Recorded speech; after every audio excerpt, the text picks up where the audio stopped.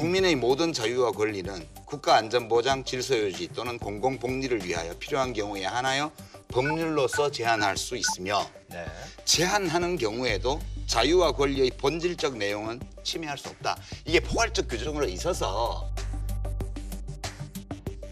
사실 다른 조항들은 국민의 자유와 권리를 제약할 수 있다는 규정을 넣을 때도 사실 표시 안 해도 돼요. 근데 이제 2항을 신설하면서 앞에 1항에도 있고 37조 2항의 포괄적 규정도 있으니까 그 헌법자문위원회 하신 분들이 굳이 여기는 안 넣어도 되겠다 해서 그냥 넘어갔나 봐요. 근데 이제 이런 논란이 일어날 가능성이 있다고 봤기 때문에 법제처에서 중복이라 하더라도 이걸 넣어주는 게 좋겠다. 그래서 넣은 거고요. 이제 나경원 의원님께 제가 청와대 브리핑인데요. 제가 이제 그거는요. 그러니까요. 청와대 헌법을 조금 잘 모르셔서 하시는 말씀인데 37조 2항은 그것이 이제 기본권 조항에는 당연히 적용이 되는데 네네네. 이 경제 조항에 37조 2항이 적용되느냐 안 되느냐에 대해서는 학설상 다툼이 있습니다. 그래서 128조 1항 이 부분에 있어서 법률에 따라를 규정한 것이고요. 그다음에 이제 1항에 그게 있으면 당연히 2항도 넣는 것이 이것이 법률 형식에 맞는 거죠. 그러니까 이런 거조차 안 챙겼다는 것은 자문위가 얼마나 졸속으로 했습니까? 오케이. 뭐 40일 거기까지 동안이니까 하시고요. 뭐 30일 동안이니까 뭐 몇 번 회의하고 제가 한 했다는 말씀만 거. 더 드리면 청와대에서 이걸 법제처 심의에 넘기기 전에 안을 공개를 했어요. 네네네. 법제처 심의 넘어갔잖아요. 그리고 국무회의에서 의결을 해서 국회로 넘어와서 의안정보 시스템에 등재가 됐어요. 조문 대비표도 다 등재가 됐어요. 네. 그리고 청와대 홈페이지에 PDF 파일로 다 올려놨어요. 그러면 공론의 영역에서 국회의원이 토론하러 나오실 때는 최종적인 안을 확인하고 나오셔야죠. 그 불찰을 가지고 그거를 청와대에서 도둑 수정을 했다고 말씀하시면 그거는 자기 자신의 불철저함을 타인에게 전가하는 거라는 오해를 받을 수 있죠. 맞지 않은 말이요. 왜냐하면 제가 법률로서라는 것이 있느냐 없느냐에 따라서 다르게 논리를 전개했으면 그 말씀이 맞습니다. 제가 이 128조 2항을 문제 삼은 것은 첫 번째 이 정부의 정책이 실질적으로 굉장히 과도한 사유재산의 침해 또 그렇게 해서 정치적 편향적으로 흐를 수 있는 부분에 대한 우려를 제가 제기했고요. 두 번째로는 국가는 토지의 공공성과 합리적 사용을 위하여 이 경우는 발수있다. 합리적 사용이라는 것이 국가가 판단한다고 했을 때 그 합리적 사용의 모호성에 대해서 지적을 했습니다. 제가 그날 말한 논거는 그 두 가지였기 때문에 그것을 갖고 저에게 지적하시는 것은 별로 적절하지 않다고 생각을 합니다. 그 정도 하죠. 아니 어떻게 보세요 중간에서 곤란하세요? 아니 나는 오늘 좀 그냥 가만히 그냥 하실까 봐. 오늘 세 아니 오늘 이거는 제가 제 2의 사회자만 하면 예. 되는데. 근데 이게 제가 보기에 세 가지 쟁점이 네네네. 있어요. 이게 가장 근본적인 거는 그거는 이제 토지를 어떻게 볼 거냐. 네네. 나라마다 특수성이 있는데 우리나라는 토지 사유재산권을 굉장히 포괄적으로 광범하게 인정해온 역사를 갖고 있고 그런 헌법의 기초 위에서 네네네. 사회를 운영해 왔잖아요. 그러니까 그 큰 틀을 지금 조금 변경을 하려고 하는 의도와 취지가 있는 거는 분명하죠. 네네. 근데 토지라는 게 굉장히 특수한 네네네. 성격을 갖는 자본이기 때문에 자본주의를 하는 많은 나라들에서도 적극적인 토지 공개념을 하는 나라들이 많아요. 덴마크나 뭐 뉴질랜드나 뭐 많은데 우리나라가 과연 이제 그런 방식의 변화를 지금 도모하는 게 바람직한가에 대한 토론이 하나 있을 수 있고 그렇죠. 두 번째는 이런 걸 갖고 논쟁을 하면 과연 개헌이 되겠느냐. 아하. 이런 쟁점이 있을 수 있어요. 그러니까 지금 청와대나 여당이 떡본 김에 제사 지낸다고 처리하자 이렇게 들면은 당연히 또 이 자유한국당이나 이런 데에서는 그 이념적인 차이 때문에 반대가 있을 수밖에 없잖아요. 그러니까 이런 쟁점이 과연 지금 시급한 논점이냐 하는 게 두 번째 있고 세 번째는 지금 두 분이 말씀하신 절차적인 과정에서 청와대가 너무 서둘러서 하는 바람에 그게 뭐 실수든 또 실수가 아니든 관계없이 그 문제에 관해서 논쟁이 될 수가 있죠. 그렇죠. 그러니까 청와대에서 일을 할 때 앞으로 법제처도 마찬가지로 신경 써야 될 게 자기들이 생각하기에는 아무리 문제가 없고 합리적이라 할지라도 다 내만 같잖아요. 그렇지. 네, 다 내만 반드시 같잖아. 어떤 시비거리라도 찾으려고 들여다보는 사람들이 있다는 점을 깊이 유념하면서 국정을 하는 사람은 그렇게 해야 되는 거예요. 졸속이라고 아주 청와대의 의도를 말씀해 주셨습니다. 근데 이제 두 가지로 해석할 수 그런 있다는 자의적인 해석은 좀 말씀을 드리고요. 저는 사실은 개헌에 대해서 이제 말씀을 네네네. 드리면 우리가 촛불 민심 뭐 이때부터 나온 것이 제왕적 대통령제를 좀 고쳐달라. 대통령의 권한을 나눠달라인데요. 그래서 저는 계속 주장하는 것이 그런 거 다 치우고 우리 권력 구조만 개헌을 하자 이번에. 그래서 한번 치열하게 국회에서 논의해서 그거라도 좀 하면서 약속을 지키자. 이게 제가 개헌에 대한 저의 생각입니다. 아니 근데 일관된. 지금 야당 중에서 이제 자유한국당 빼고 바른미래당 그리고 민주평화정의당 이제 세 당이 이제 개헌에 대해서 이제 공동 입장을 발표를 했는데 네. 자유한국당 내부 분위기는 지금 그런 분위기세요? 아까 이제 말씀하신 것처럼 이제 권력 구조에 대해서만 얘기하고 이런 것들을 좀 빼자라는 분위기세요? 아니면 어떠세요? 일단 개헌 안에는 다 담아서 냈는데 저는 그렇게 해서는 굉장히 어려울 것 같아요. 그러니까 이건 전 예. 개인 개인적인? 의견입니다. 개인 의견인데 아마 권력 구조만 한다고 하면 우리 당도 서로 이견이 없기 때문에 근데 제가 이제 정리가 되지 않을까 저는 뭐 생각이 개헌 듭니다. 논자이기 때문에 네. 예, 좀 예. 확인해야 될 사안이 네네네. 있는데 바깥에서 비치기에는 자유한국당이 이게 개헌을 하려고 하는 건지 안 하려고 하는 건지에 대한 그게 굉장히 모호해요. 그리고 그런 생각이 든다고. 이 개헌 자체를 정말 이게 당의 노선으로서 추진을 하고 있는 건지 아니면 그냥 청와대가 개헌하자고 하니까 안 한다고는 할 수 없는데 지방선거 이전에는 하기 싫으니까 그냥 시간 끌면서 이걸 결국은 무산시키려고 하는 쪽으로 그 고도의 전략을 쓰고 있는 거지. 고도도 아니지만 사실 저도의 전략을 쓰고 다 있는 거지. 읽히는 전략. 근데 자유한국당에 대해서도 말씀하시는데 저는 사실은 청와대하고 여당도 마찬가지라고 생각이 드는 거예요. 아니, 우선 이걸- 자유한국당 아니, 입장을 그러니까 좀 말씀해 자유한국당 입장은 지방선거 때 동시에 개헌하는 것에 대해서는 부정적입니다. 왜냐하면 지방선거 이슈가 개헌 이슈에 네네네. 매몰되니까. 그러나 개헌은 꼭 해야 된다.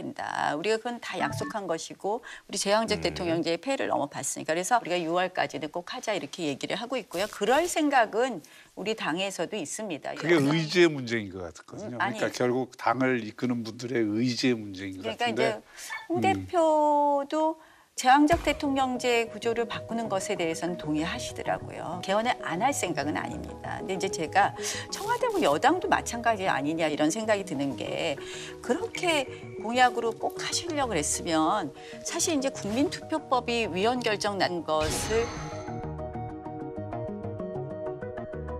4월 20일까지는 개정이 되어야지 제 국민들 투표할 수 있다고 선관위에 이제 보고를 받고 청와대도 이제 와서 부랴부랴 지금 이걸 개정해달라고 말씀하신 거 보면 청와대도 좀 준비도 좀 부족했고 근데 그거는 청와대를 탓할 게 아니고요. 좀 부족한 거 아닌가 이게 이런 생각을 2014년도에 네네네. 그 헌법 불합치 결정을 하고 네네네. 2015년 말까지 개정하라고 국회한테 얘기를 했어요. 맞아요. 근데 잊어버린 거죠 국회는 다 그러니까. 잊어버린 게 아니죠. 직무유기한 거죠. 직무유기한 거죠 국회가.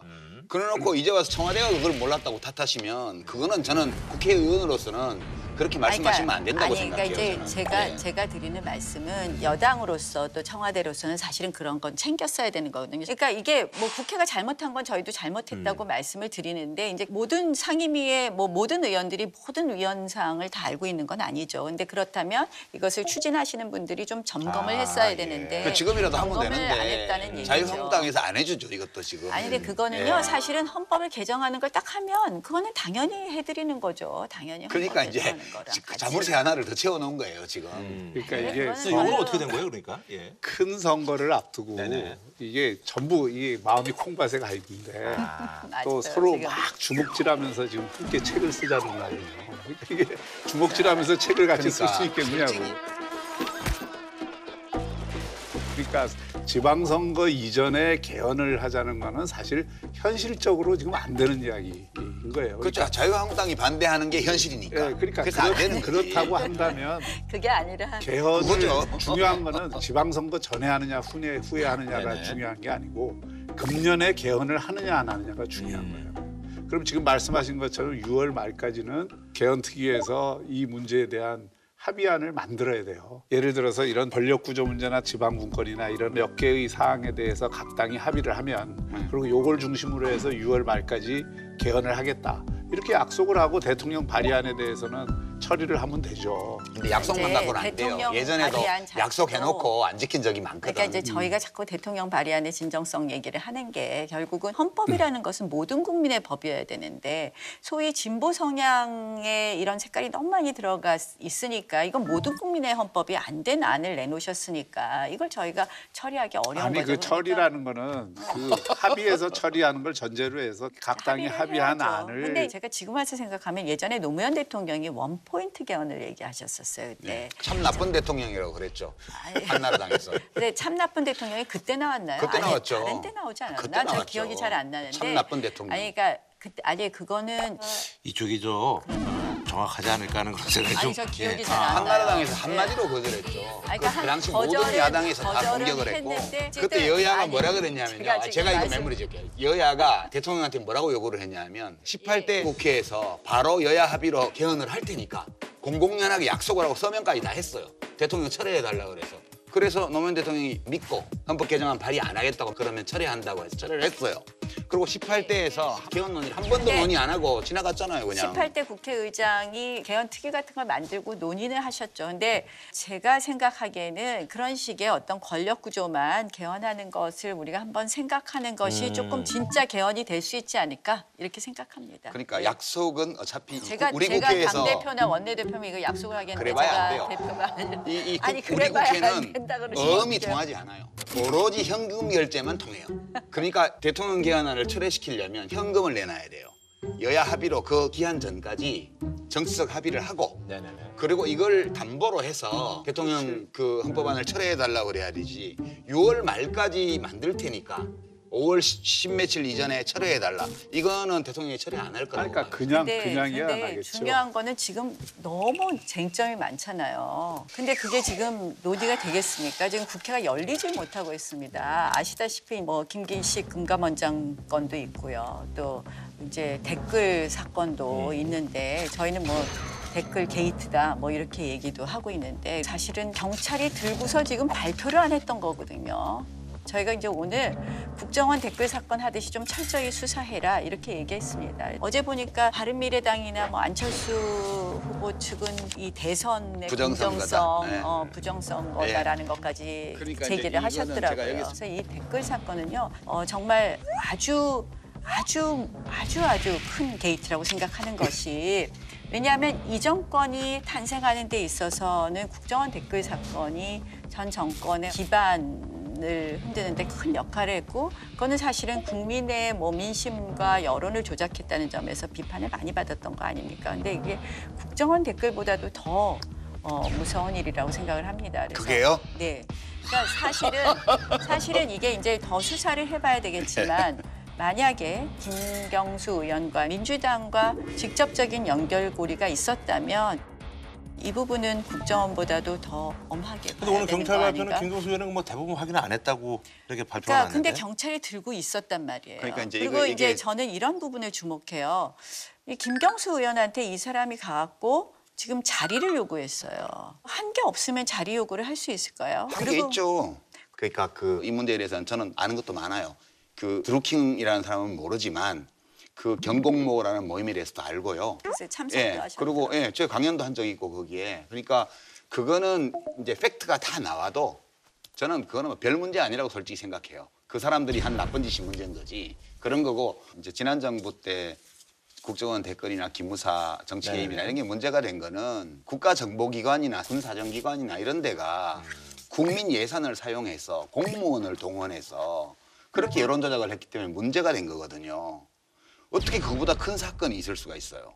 그러니까 이제- 이거는 이게 견줄 수 없는 일이라고 저는 그러니까 기본적으로 봐요. 저도 이제- 아니, 자유한국당에서는 그렇게 주장하시겠지만 아니요. 그러니까 저는 뭐 저는 그렇게- 이제 만약에 민주당도 김경수 의원이 정말 조직적으로 여기하고 연관이 되어 있었다. 그리고 그 방법이 지금 뭐 매크론 이런 거 나오는 것처럼 불법적이었다면 여론을 조작한 거거든요. 그러니까 라면. 그거는 그렇다면 라면. 제가 지금 그런 여러 가지 의혹이 있으니까 말씀을 드리는 거고 지금 라면 논평이에요. 이게 라면 논평. 라면. 그러니까 이제 어떤 라면이냐면 세 종류의 라면이 있어요. 첫째, 민주당에서 조직적으로 한 일이라면, 네. 그죠? 둘째, 대가를 지급했다면, 네. 그죠? 셋째, 매크로 같은 기계적 장치를 이용해서 여론 조작을 했다면, 네. 이제 이 세 개의 라면이 문제예요. 이제 제가 지금 가지고 있는 답은 첫 번째 라면도 아니고 두 번째 라면도 없고 세 번째 라면도 아니에요.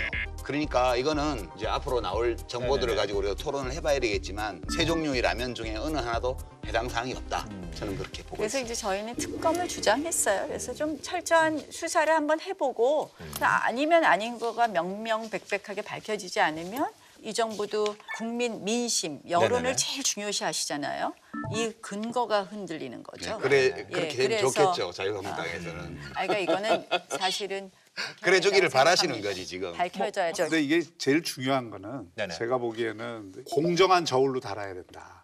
그러니까 지금 말씀하신 것 중에 경찰이나 검찰이 국정원 댓글 사건이나 이런 어떤 대선 개입에 대해서 그런 어떤 문제를 다뤘던 만큼의 예. 무게를 갖고 다루지 않으면 네네. 그건 결국 공정한 저울이라고 사람들이 생각 안 할 거기 때문에 그 문제에 대한 일단 철저한 수사가 네. 전제가 돼야 된다라고 생각합니다. 예, 지금 예. 구속해서 조사하고 있으니까. 알겠습니다. 예.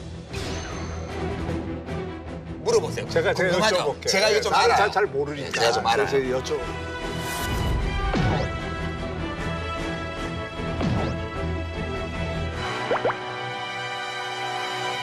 그럼 뭐 지방선거 얘기로 이제 자연스럽게 넘어가서요. 이제 사실 그 나경원 의원님 얘기가 살짝은 뭐 본인의 의지와는 다르게 좀 있었는데 최근에 이제 그 김문수 전 경기지사 추대했는데 과연 우리 저 김 전 지사님이 서울시장으로서의 어떤 그 경쟁력이 있느냐 없느냐에 대해서 지금 여러 가지 얘기가 오가고 있는 상황에서 의견을 좀 뭐 같이 말씀해 주시죠. 예. 저희가 사실은 네. 이제 이번 공천 과정이 좀 나이스하게 되지는 않았어요. 이제 이렇게 홍준표 대표께서 좀 처음에는 A라는 사람이 제일 훌륭한 후보라고 막 하다가 영입을 못 하시고 네네네. 그다음에 이제 또 B라는 후보를 훌륭하다 하다 또 영입을 못 네. 하시다 보니까 이게 점점 이상한 모양이 돼버렸어요. 네네네. 그래서 참 안타깝게 생각하고 그래서 그 부분에 대해서 저희가 지적을 좀 했었죠. 네. 그리고 이제 뭐 저희 당내에서 이제 처음에는 김문수 후보가 경기지사에 계시다 오시는 것이 적절하냐 이런 이야기도 네네. 많이 있었는데요. 어떻게 보면 광역단체장을 해봤던 경험자라는 면에서 뭐 경험자끼리 붙는 형국이 됐을 때 뭐 그런 또 장점이 있을 수도 있는데 이제 뭐 단점은 좀 너무 이게 한쪽에 계셨던 거 아니냐 그런 단점은 또 지적할 수 있겠죠. 근데 그래서- 이제 문재인 정부 이제 1년이 지났는데 이 문재인 정부에 대한 중간 평가 내지 심판 이런 쪽으로 간다면 또 그런 의미에서 아 그러면 뭐 예. 나쁘지 않은 카드다라고. 예, 정부 심판으로 가면 그게 또 잘 맥힐 수도 있겠죠. 근데 이제 정부 심판으로 가더라도 이제 저희가 지금 말씀 여러 번 드렸는데 구도인데 네. 뭐 안철수 뭐 전 의원도 계시고 하니 단일화가 가능성은 좀 있다고 보세요? 어떻게 보세요? 그 단일화 얘기하지 마세요. 이제 막 출마해가지고 지금 그래도- 열심히 뛰고 있는데 나 옛날에 그 얘기 많이 들어봐서 아는데 맞아요. 경기도. 엄청 그거 여기선 또 이렇게 후보로서는 또 서러워요. 그거 안에도 많은 분들이 좀 궁금해하시니까 물론 저는 단일 후보가 됐는데 제가 단일 후보가 되면은- 되긴 맞아요. 했는데 계셨잖아요. 예. 근데 근데 어떠세요? 개인적인 생각은? 그 이제 조금 더 뛰어봐야지 될 것 같아요. 조금 더 뛰어봐야. 제가 조금 더 뛰어봐야지 될 것 같아요. 왜냐하면 두 분이 맞아 그 합쳐서 전적으로 동의해요. 두 분이 일단 좀 합쳐서 뛰어보고 그럼요. 그 뛰기도 전에 신발끈 메고 있는데 단일화 안 해? 이러면 서러워요. 제가 그 썰전에서 선거 1년이 중요한 게 아니라 그렇죠. 마지막 1개월이 중요하다. 이 말씀을 드렸는데 사실 이번 선거는 그 굉장히 재미없는 선거 네네네. 흘러왔잖아요. 근데 지금 이게 꿈틀거릴 조짐이 보인단 말이에요. 지금 뭐, 여러 가지 예. 사건들이 위시풀 띵킹. 아니, 난 내가 위식을 할 이유가 없지. 나는 나보고도 정책 맨날 따라서. 그러잖아요. 위시풀 띵킹이라고. 근데 관전자 입장에서도 좀 재밌어야지. 한쪽이 너무 일방적으로 가면 재미없잖아요. 재미가 없었어. 투표 참여 욕구를 늘려야 되는데 근데 이제 지금 꿈틀거리는 것에 대해서 정부가 어떻게 대응하느냐에 따라서 상황은 좀 변경 가능한 입구까지는 왔다. 야권 입장에서는 예. 요즘 뭐 호재들이 좀 있잖아요. 예, 그래도. 그냥 굶다 보니까 깍두기 한 접시 딱 보이니까 한정식 한상으로 보이는 거야 그게. 그 마음을 내 이해를 해. 배고플 때는 깍두기도 굶는 것보다 그러니까. 맛있어요. 깍두기 한 접시만 봐도 한정식 한상처럼 보이는 그런 현상이에요 지금. 근데 솔직히. 제가 보니까 위시풀 띵킹이 상당히 뭐 실현될 가능성이 높지 않나. 아, 그것도 제가 생각이 보기에는 듭니다. 아직 너무 그것도 진짜 위식을 수 있고 제가 아니, 보기에는 저기 교수님 정치 읽어만 보니까 이렇게 좋은데. 그렇지. 난 아무데나 이거 진료될 수 있는데 아니 근데 저 깍두기도 맛있는 깍두기는요 괜찮아요. 아니, 근데 있잖아요. 아시죠? 깍두기 국물에다 잘. 예. 근데 깍두기 국물이 위력을 발휘하려면 맛있는 곰탕이 있어야 돼요. 아무것도 없이 깍두기만 한 접시 가지고 뭐 깍두기 하게. 한 접시가 먼저 왔는데 지금 보니까 곰탕이 한 그릇 왔더라고요. 그래요? 댓글 곰탕. 그게 다 곰탕으로 댓글 보이시는구나. 곰탕. 그다음에 금감원장 깍두기. 이제 드디어. 그 말이 조금 되는 것 같다. 아니 근데 그 당내 분위기는 좀 이제 뭐 얼마 전에 이제 뭐 반홍이네 뭐 친홍이네 뭐 이런 얘기 있다가 그래도 우리가 지방선거를 앞두고 이제 좀 내부 결속을 좀 해야 되는 거 아니냐 해서 원래 이제 뭐 회의도 뭐 몇 번 여셨는데 뭐 어떠세요? 이게 보시기에는 좀 이제 저희가 우당 모임이라고 제가 지었어요. 네네네. 사실은 당을 걱정하는 모임. 그렇지 예. 우당 예. 그 이제 결국은 걱정 인형 뭐 이런 것처럼 예. 선거에는 협조를 하겠다. 아, 예. 선거에는 협조를 하겠다. 그러나 이제 우당 모임이 우당을 안 하겠다는 건 아닙니다. 홍 대표께서 네네. 이 좀 민주적이지 않는 것처럼 보이는 부분이 있잖아요. 뭐 그리고 사실 그러시고. 그냥 보이는 게 아니고 실제 그렇죠.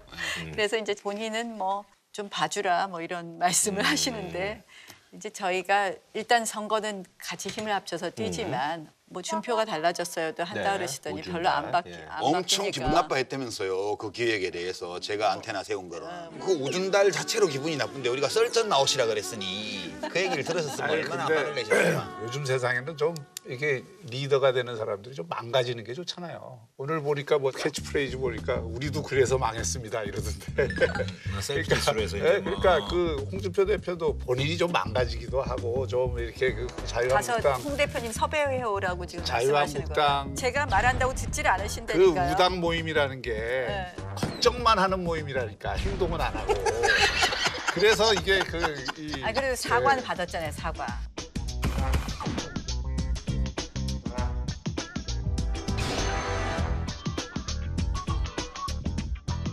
시기가 지방선거 앞두고 우리가 너무 목소리를 높이면 당의 갈등, 분열로 비추는 것은 바람직하지 않지 않습니까? 아니 근데 이제 그래서 공천 논란이 있어가지고 지금 뭐 안상수 뭐 창원시장은 무소속으로 가신다고 하고 뭐 이런 여러 가지 얘기들이 있는데 공천은 그럼 그렇게 해서 뭐 저희가 이제 그 부분에 마무리가 되는 대해서도 거예요? 문제 제기를 했습니다. 예. 이거를 정리를 해달라. 예. 근데 뭐 답변을 안 하시네요. 정리할 방법이 없어요.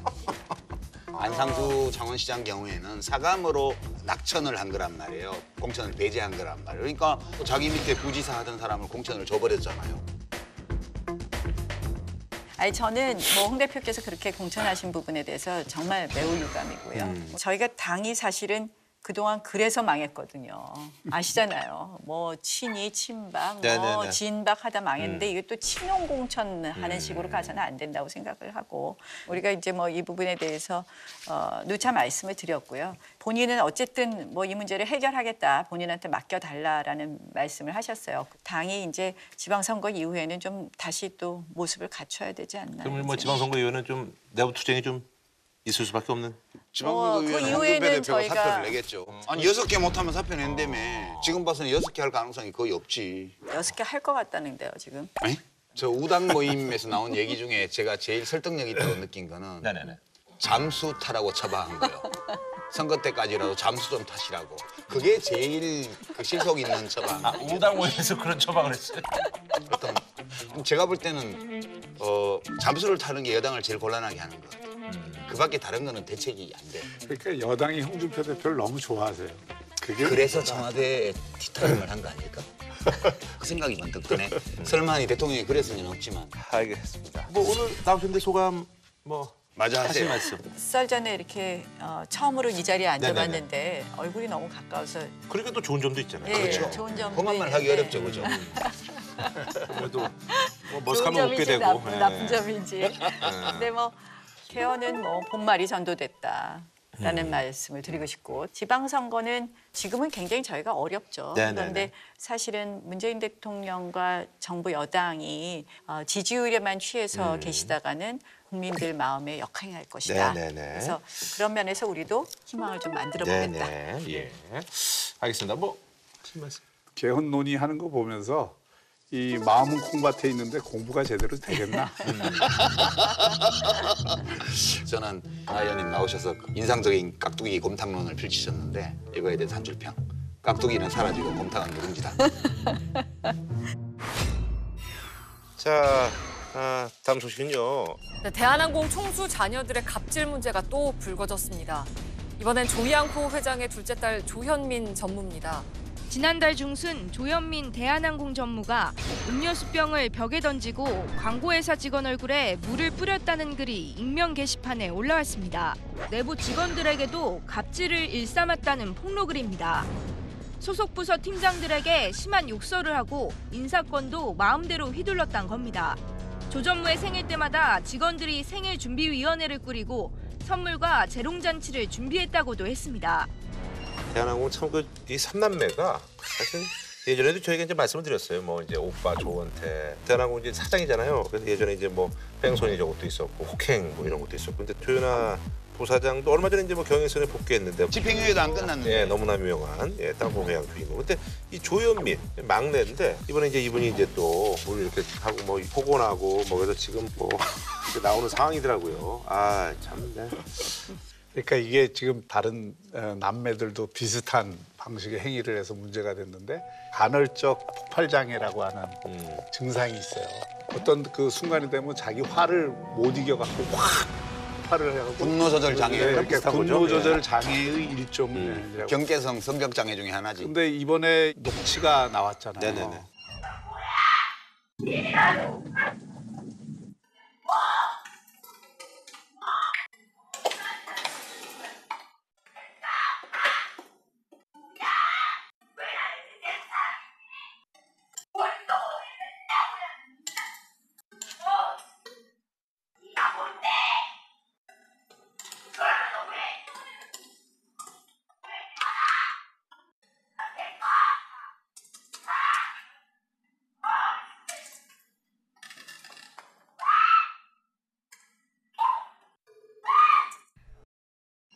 근데 이제 그 녹취를 한 과정도 흥미로운데 그 녹취를 언제 했는지 누가 했는지를 안 밝히는 조건에서 그 네네네. 녹취가 나왔는데 그러면서 하는 얘기가 의미가 없다. 워낙 그런 일이 자주 있기 때문에 일시만 안 밝히면 특정할 수 없다. 특정할 수 없기 때문에 내가 녹취했다는 걸 늘상 뭐 드러나지 그렇기 때문에. 않는다. 네.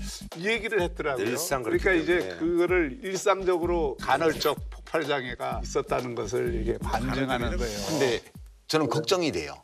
딴 것보다. 이제 삼남매가 사장 전무 이러잖아요. 그 이분들이 뭐 훌륭한 인간이어야 될 이유는 없어요. 뭐 저는 그거에 관심도 없고 그렇지만 수많은 시민들이 이 기업에 생계를 걸고 있고 자기 삶의 터전으로 삼고 있고 이 회사가 잘못되면 엄청난 선의의 피해자를 만들어내는 구조예요 지금. 근데 이렇게 3세로 가면 저는 망할 가능성이 아주 높다고 봐요. 그죠? 난 그게 제일 걱정이 돼요. 아니, 이제 그때 재벌 이제, 2세 시대에서 3세 시대로 지금 다 넘어가잖아요. 네네네. 그러면서 분명히 이런 건 있어요.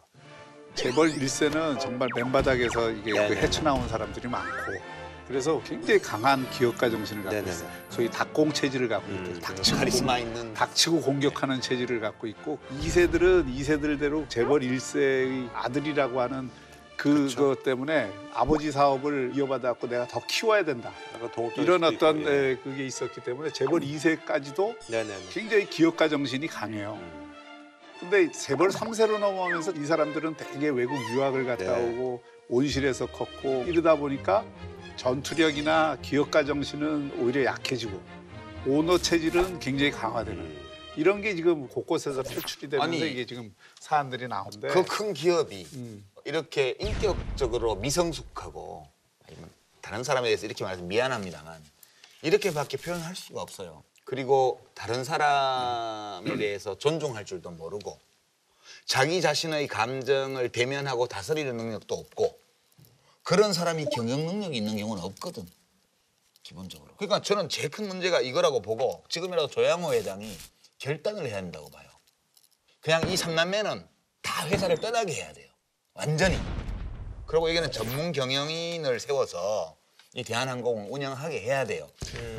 지금 이제 뭐 대한항공에서 이제 조현민 전무 이제 대기 발령했다는데 대기 발령은 무슨 뭐 노조는 완전히 그냥 손을 떼라 나가라. 삼남매가 다 회사에 손 떼야 돼요. 제가 보기에는.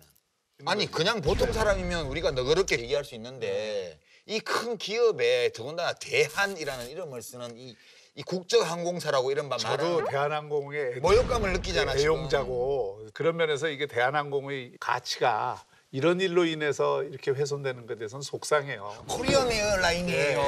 비행기에 정말 코리안으로서 이러면 안 되잖아.